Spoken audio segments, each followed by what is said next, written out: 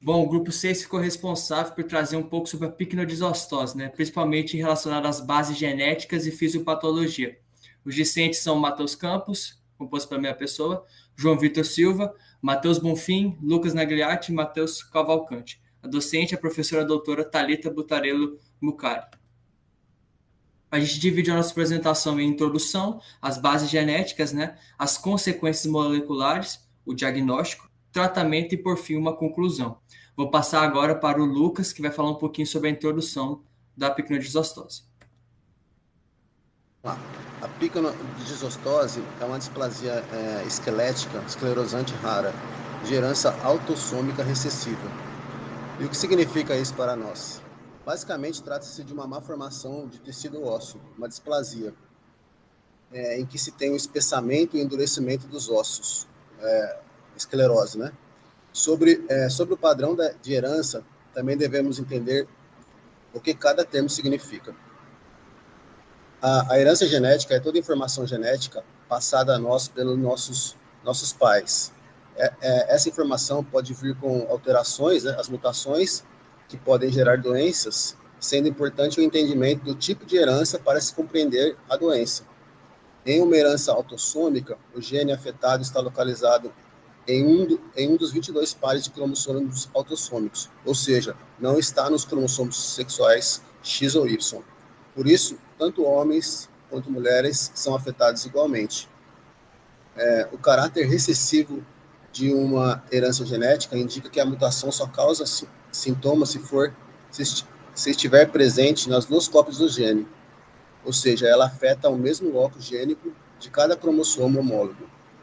Em relação à doença em si, a picnodisostose se caracteriza por uma série de manifestações clínicas e esqueléticas, como baixa estatura, osteoesclerose generalizada, osteoacrosteólise das falanges distais, que é o encurtamento, né?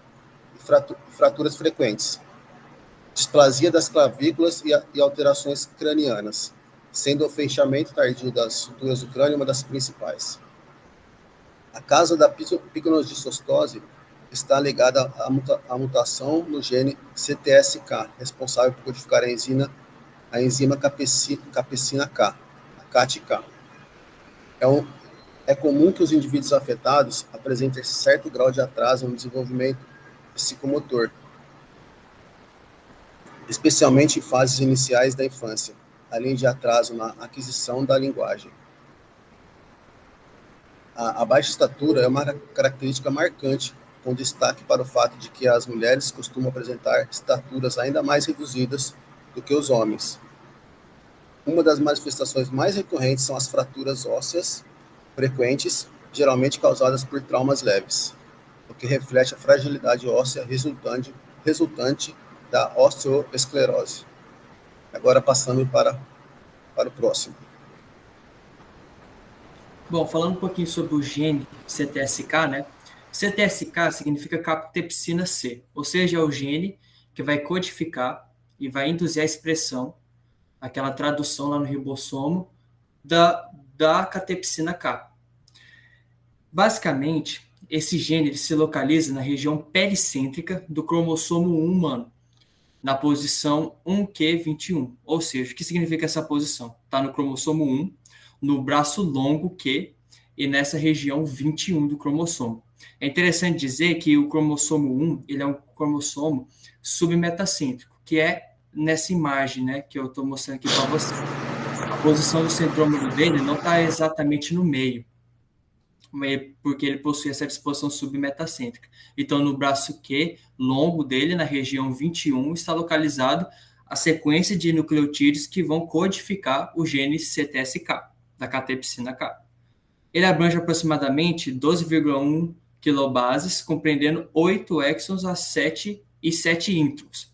Essas quilobases são quantas bases nitrogenadas que vão caracterizar o tamanho do gene. A gente tem o promotor dele, tem a sequência, que vai ser transformada em trios de códons, né?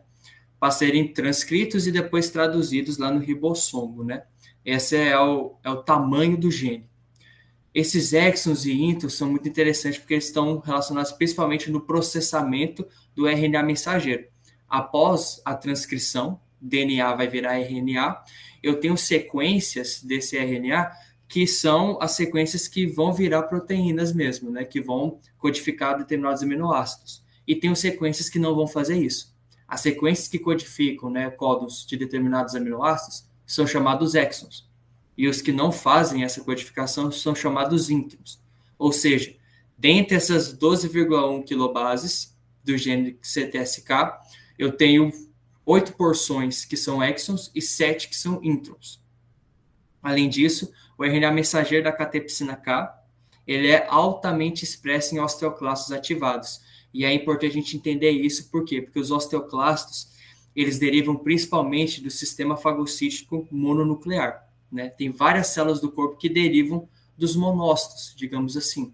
Nós temos a micróglia do cérebro, nós temos as células de Kupfer, as células de Langerhans, na realidade, na pele, e nós temos os osteoclastos no tecido ósseo, né? Esses osteoclastos estão relacionados principalmente à degradação da matriz óssea, visando uma remodelação. Ao observar essa expressão do gene CTSK, a gente precisa entender um pouquinho do que está escrito aqui nessa imagem. Essa imagem mostra um osteoclasto maduro já. E esse osteoclasto maduro, ele vai expressar diferentes proteínas na sua superfície. Dentre elas, essa proteína chamada RANK. Essa proteína chamada RANK, ela vai se ligar ao seu ligante, chamado RANKL. Esse RANKL ele é expresso em outras células, principalmente em osteoblastos. Os osteoblastos, eles servem para quê? Para criar a matriz óssea. Osteoclastos destrói, osteoblastos reconstrói essa matriz.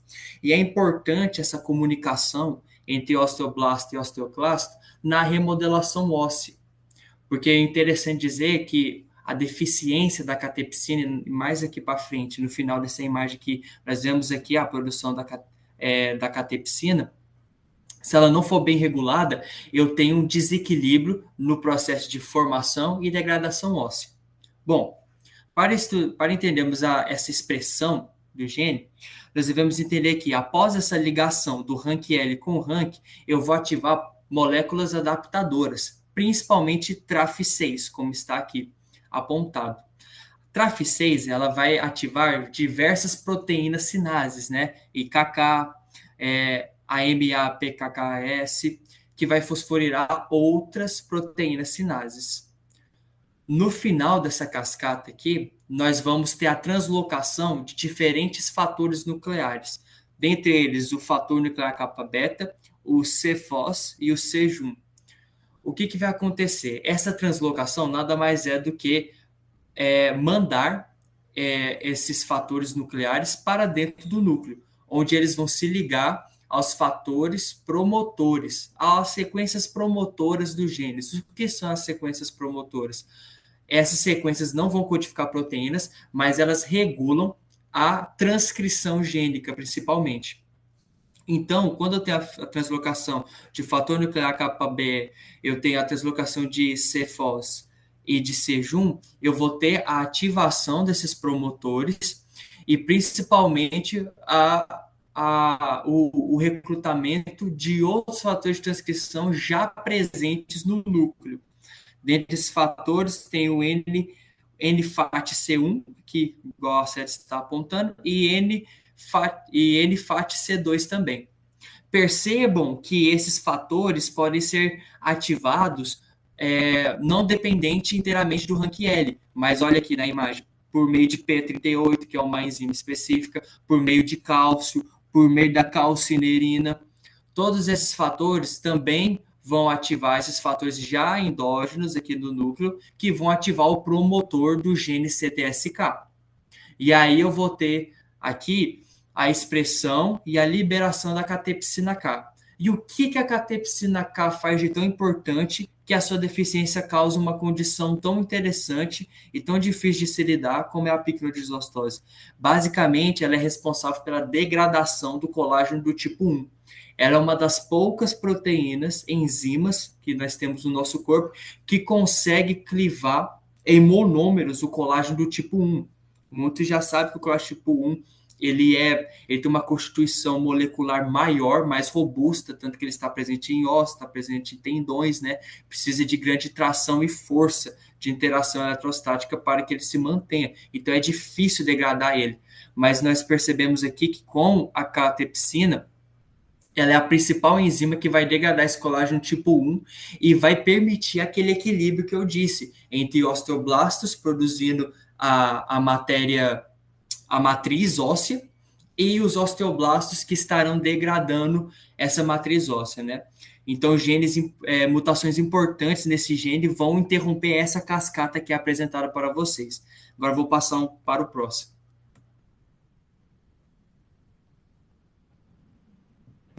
Bom, desenvolvendo um pouco mais sobre a questão da herança genética, como já foi falado, a picnodisostose se trata de uma displasia esquelética, né, de caráter autossômico recessivo lisossomal. Então, para que haja o aparecimento da doença, são necessárias 2 cópias alélicas para que o gene seja alterado, né, uma de cada progenitor. E quando presente, essas 2 cópias estão associadas a diversos sintomas, né? Como já foi falado, a questão da osteosclerose, né? Osteosclerose, da causa baixa estatura, a acroosteose, características faciais e riscos aumentados de fraturas que foram muito citados no artigo que nós utilizamos para nos embasar. É tanto essa questão da necessidade dos 2 alelos dos progenitores para que haja o aparecimento da doença, que é muito frequente casos de consanguinidade.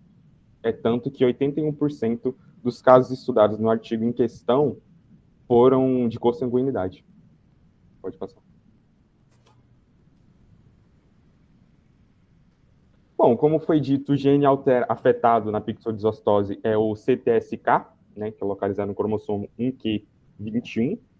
Ele atua, então, codificando uma enzima, como já foi falado, a catepsina K, que pertence à família dos cisteínoproteases. A catepsina, no caso, ela é expressa principalmente nos osteoclastos, né? E sua principal função é degradar a matriz óssea, principalmente colágeno tipo 1, que ocorre, né? Mas como a gente tem uma mutação dessa enzima, essa degradação não acontece de maneira efetiva. Então, a gente tem um acúmulo de matriz óssea não reabsorvida, a osteosclerose, que nada mais é que uma condição causada por diversas doenças de caráter, em maioria, hereditário, mas no caso aqui, o que está causando a picnodisostose. Mesmo diante dessa matriz óssea não absorvida, então a gente tem um acúmulo de matriz óssea, uma densidade maior, o osso se torna mecanicamente frágil, gerando diversas condições associadas, principalmente fraturas frequentes.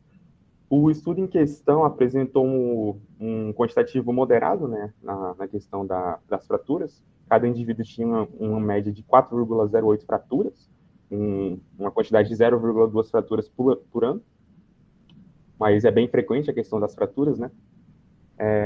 Apresentou diversas deformidades, né, atrasos na remodulação óssea e muitas implicações associadas ao processo dentário, principalmente na questão da formação do esmalte dentário, né? O que caracterizou uma amelogênese imperfeita. Foi observado em 6 de 15 pacientes estudados, um quantitativo de 40%. E bem, associado às mutações que nós iremos desenvolver mais para frente, essas mutações não são associadas diretamente com a caracterização da doença. Uma mesma mutação pode afetar de formas diferentes em indivíduos. Então, não tem uma correlação clínica direta entre o tipo de mutação e a implicação clínica. Fatores epigenéticos e ambientais devem ser observados.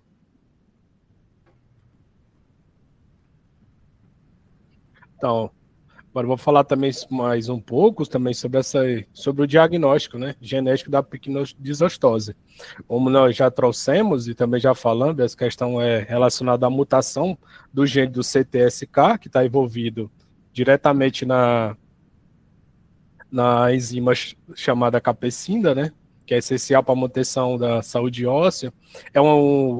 O Lucas também trouxe, e também o João Vitor trouxe, essa questão é uma herança autossômica recessiva, ou seja, ele necessita de 2 alelos para a manifestação dessa patologia, dessa síndrome. Outro fator de suma importância também é essa questão que a genética conseguiu já identificar 35 variantes patogênicas que descrevem essa patologia. E outra questão é que o diagnóstico da picnodisostose é feito pelo um sequenciamento genético, que basicamente é um exame que lê as bases por base do DNA para identificar se há ou não essa mutação, né? Também tem a questão da consanguinidade, que o João Vitor também falou. Essa doença está correlacionada com a casamento de parentes.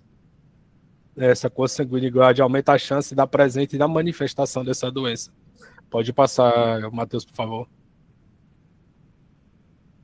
Então, seguindo essa linha e falando mais sobre essas manifestações, dessas principais mutações observadas, tem a manifestação que é a mais comum, que é a mais encontrada no meio dos casos, né? Entre os casos e o diagnóstico de picnodistosose, que é a mutação PGLI 147 AGR, né? Mas o que é isso, né? O que significa essa mutação? Basicamente, na posição 146, uma glicina foi substituída por uma arginina, né? Devido a essa alteração no DNA. Que basicamente é uma troca de uma base G por uma C, na posição 436, que representa essa variação. Esse padrão de escrita de nomenclatura internacional, que o P se refere à proteína e o C à sequência genética. Encontramos também outras mutações, né? Que é a P318T, que eu não sei se fala corretamente dessa forma, mas basicamente é uma substituição do aminoácido de cisteína por uma tirosina na posição 318, né? Outra mutação encontrada é a PAG241X, que o X indica uma mutação nonsense, né? Que é uma parada precoce na produção de uma proteína, levando a essa perda de função. Esse conjunto de diferentes mutações representa o que chamamos de heterogeneidade genética, ou seja, há várias formas diferentes de alterações no mesmo gene que leva à mesma doença. Pode passar, Matheus, por favor. Então, seguindo e dando continuidade a essa questão da genética da doença, nesse estudo que nós baseamos, usou os camundongos, né, como teste para ver esse desenvolvimento dessa doença, que foram os camundongos nocaute, né? Esses camundongos nocaute, eles tinham o gene CTSK inativado, ou seja, eles apresentavam a mesma característica das pessoas portadoras, que tinha essa inativação dessa CTSK. E simulando essa situação em busca de entender melhor essa base genética e como essa síndrome se manifesta, né? Os camundongos apresentaram características muito semelhantes com as dos pacientes, como a osteoclerose, isso mesmo, que é aumento da densidade óssea, um endurecimento dos ossos, uma tendência de fraturar esses ossos, por causa desses ossos já tem um acúmulo, né, de matriz óssea que não foi reabsorvida, que esses ossos são mais rígidos e são fundamentais, né? Esse estudo para entender a fisiopatologia da doença, né? E o mecanismo pelo qual a doença se desenvolve, além de servir como teste para tratamentos e novos medicamentos, através de estudos com animais, né? Pode passar.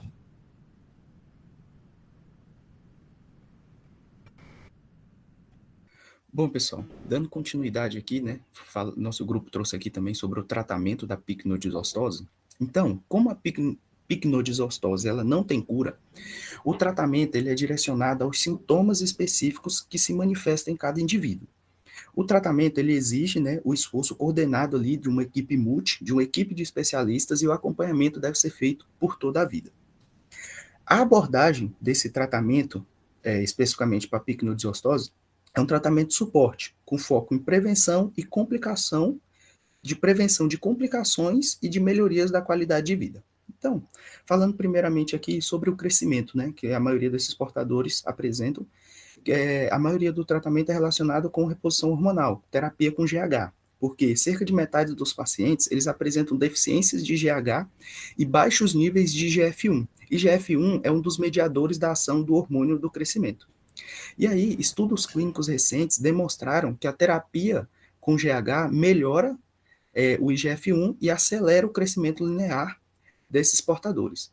É também importante a avaliação endócrina e considerar a reposição hormonal nesses pacientes que possuem, que são portadores da picnodisostose, e também são necessárias adaptações do ambiente ali, né? Alterações necessárias, como, por exemplo, degrau, mesas mais baixas, por conta dessa baixa estatura. Em relação às fraturas ósseas, que também é muito comum, o tratamento muitas vezes é relacionado com cirurgias ortopédicas, porque esses portadores eles apresentam fraturas espontâneas, principalmente associados a traumas leves, que são frequentes, especialmente no fêmur e na tíbia. Um dos tratamentos é a fixação intramedular, que se coloca uma haste metálica no canal medular. Ele apresenta menor taxa de refratura do que placas ou os fixadores externos, que são mais comuns. Então é necessária a avaliação com ortopedistas experientes em displasias, e quando é feita essas cirurgias ortopédicas para reparar essas fraturas ósseas, preferir ali a intramedular quando possível. Pode passar. Então, em relação a certas deformidades, como, por exemplo, escoliose e questões crâniofacial, então é necessária a avaliação ortopédica anual para avaliar a escoliose, né? Em casos extremos é necessária a cirurgia. Também é necessária a cirurgia para correção de fenda palatina, que também é muito comum, cirurgias para correção de hipoplasia de mandíbula e também de craniocentese. Em relação também a esses pacientes, eles apresentam apneia do sono, também é comum. E essa apneia é muitas vezes resultante de alterações craniofaciais. Então, é indicado polissonografia a cada 2 anos, e cirurgias, né, e acompanhamento com médicos especialistas, como, por exemplo, pneumologistas e médico do sono. Pode passar. Em relação à saúde odontológica, que foi o último tipo de tratamento aqui, que também é muito comum, alterações odontológicas nesses portadores, né? Então, é necessário consultas odontológicas regulares ali, manter o cuidado sempre da higiene oral desses portadores e ter sempre cuidado com extrações cuidadosas, porque eles apresentam muito risco de osteomielite, que são infecções ósseas causadas ali por bactérias, fungos, e também, quando necessário, é necessário o acompanhamento com a ortodontia, que é quando não há o encaixe correto ali dos dentes com a mandíbula. Pode passar. Outro ponto do nosso trabalho aqui foi sobre as terapias potenciais, né? Então, os possíveis tratamentos que serão feitos com esses portadores. E o primeiro que o nosso grupo trouxe aqui é a reposição enzimática. Então, a reposição enzimática ela tem como principal propósito abordar diretamente a deficiência funcional da catepsina K nos osteoclastos, buscando, né, corrigir os defeitos moleculares que causam a picnodisostose. Então, essa catepsina K é a principal enzima responsável pela degradação da matriz óssea, e principalmente agindo lá no colágeno do tipo 1, via a lacuna de reabsorção dos osteoclastos. E aí, essa terapia de reposição enzimática, o objetivo dela é fornecer forma nutricional da enzima para melhorar o remodelamento e reduzir essa fragilidade óssea muito comum nos portadores de picnodisostose. Pode passar. Outra terapia potencial também é o transplante de medula óssea, que está sendo estudado, avaliado, e aí, né, como a picnodisostose ela causa uma mutação no gene que codifica a enzima catepsina K, essa enzima é essencial pela reabsorção óssea pelos osteoclastos, a ausência dessa catepsina, ela resulta em ossos frágeis, e aí, como resultado, né, os osteoclastos derivam da linhagem hematopoética. O transplante de células-troncos ou medula óssea tem sido proposto como uma estratégia potencial para essa terapia de transplante de medula óssea. Então, o transplante de medula óssea ele pode fornecer ao paciente novos precursores hematopoéticos por conta da deficiência da catepsina K. Então, esses novos precursores hematopoéticos são capazes de gerar osteoclastos funcionais contendo a catepsina K ativa. E isso pode corrigir o defeito metabólico da picnodisostose. Pode passar, Matheus. E aí, aqui está a nossa entrevista, a nossa parte prática do trabalho, a nossa entrevista com o portador. Ele tem o nome Henrique, então a gente já gostaria de agradecer ele aqui pela disponibilidade de gravar essa entrevista. O link, esse vídeo está postado no YouTube e o link vai ser enviado junto com a apresentação.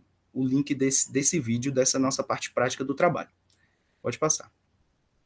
E aí, já concluindo o nosso trabalho, né, a nossa conclusão aqui, ela visa integrar a clínica e a genética também, e já responder um pouco daquela pergunta que a professora faz ao final de todo o seminário.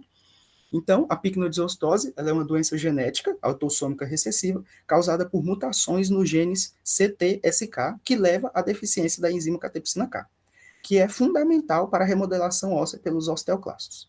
E aí, clinicamente, ela se caracteriza, né, a picnodisostose, por baixa estatura, fraturas recorrentes, alterações craniofaciais e anomalias dentárias, resultantes dessa incapacidade de reabsorção óssea desses portadores. O diagnóstico, ele é confirmado por estudos genéticos e o tratamento atual, como eu já disse, ele é multidisciplinar, envolve uma equipe múltipla e muitas vezes sintomático, visando prevenir complicações principalmente. Então, previne ali os sintomas. E aí já se tem pesquisas emergentes explorando terapias, como terapias gênicas e o transplante de medula ósseas, que eu falei anteriormente. Pode passar. Aqui está as referências do nosso trabalho. Então, nosso grupo agradece pela atenção de todos e muito obrigado. Pode passar.